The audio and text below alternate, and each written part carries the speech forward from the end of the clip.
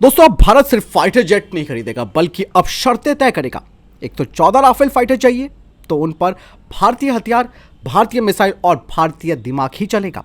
यहां पर दोस्तों भारत ने एक रेड लाइन ड्रॉ कर दी है राफेल फाइटर जेट को लेकर।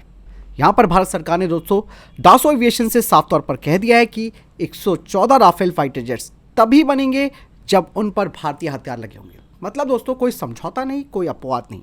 ये सिर्फ दोस्तों एक डील नहीं बल्कि ये स्ट्रैटेजिक आत्मनिर्भरता का ऐलान है। यहां पर सबसे बड़ा जो गेम है दोस्तों वो है नॉन नेगोशिएबल क्लॉज। सरकार ने दो सबसे महत्वपूर्ण शर्तें रखी है।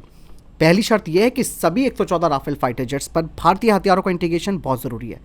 मतलब इसमें भारतीय मिसाइल्स, भारतीय वेपन सिस्टम्स, यानी कि राफेल अब फ्रांस का जेट नहीं बल्कि इंडियन कॉम्बैट प्लेटफॉर्म होगा। दूसरी शर्त है सिक्योर डेटा लिंक। मतलब पूरा डिजिटल वॉर नेटवर्क डासो को देना होगा जिसमें कि source data link, Indian radars और सेंसर से direct connectivity, real time imagery और डेटा फ्लो ग्राउंड कंट्रोलर से सीमलेस कोऑर्डिनेशन।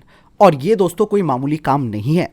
इसके लिए दोस्तों डासो को राफेल के ऑनबोर्ड सॉफ्टवेयर और मिशन कंप्यूटर में बदलाव करने होंगे। यानी कि भारत अब सिर्फ हार्डवेयर नहीं बल्कि सोर्स लेवल एक्सेस और कंट्रोल चाहता है। यानी कि दोस्तों यहां पर भारत सिर्फ असेंबली नहीं चाहता बल्कि भारत चाहता है टेक्नोलॉजी का डीएनए हमारे पास हो। इस डील में शामिल होगा दोस्तों एयरफ्रेम का मैन्युफैक्चरिंग का टीओटी और स्वदेशी कंटेंट जो कि 55 से 60% होगा।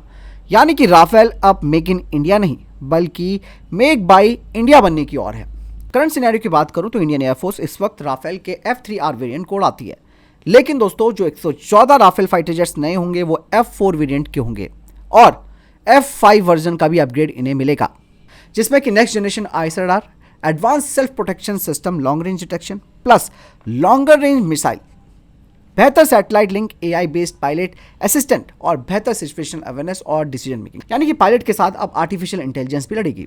8 बिलियन की डील दोस्तों हालांकि मजबूरी है, लेकिन ये सौदा सिर्फ कैपेबिलिटी के लिए नहीं है, मजबूरी के लिए भी है। इंडियन एयरफोर्स के पास सिर्फ 29 स्क्वाड्रन्स बचे हैं। 60 सालों में हमारे पास सबसे कम कॉम्बैट स्ट्रेंथ है दोस्तों। और दूसरी तरफ हमारे दुश्मन अपनी एयर पावर को लगातार बढ़ा रहे हैं। राफेल का दोस्तों नंबर बढ़ाना केवल हमारे लिए ऑप्शन नहीं है बल्कि ये हमारे लिए इमरजेंसी है। यहां पर मैं आपको बता दूं कि इकोसिस्टम ऑलरेडी रेडी है। अंबाला में राफेल एमआरओ फैसिलिटी, हैदराबाद में Safran engine MRO hub, even navy के लिए 26 राफेल मरीन। वर्तमान में इंडियन एयरफोर्स के पास 36 राफेल फाइटर जेट्स हैं। अब भारतीय वायुसेना के पास स्क्वाड्रन्स की संख्या बढ़ेगी, मेंटेनेंस कॉस्ट भी कम आएगी, अवेलेबिलिटी भी ज़्यादा होगी और ऑपरेशनल रेडीनेस हमारी अच्छी होगी। ये डील दोस्तों सिर्फ एक राफेल फाइटर जेट की डील नहीं है, ये डील है स्ट्रैटेजिक ऑटोनॉमी की, वेपन सोवर्जिनिटी की और सॉफ्टवेयर कंट्रोल की।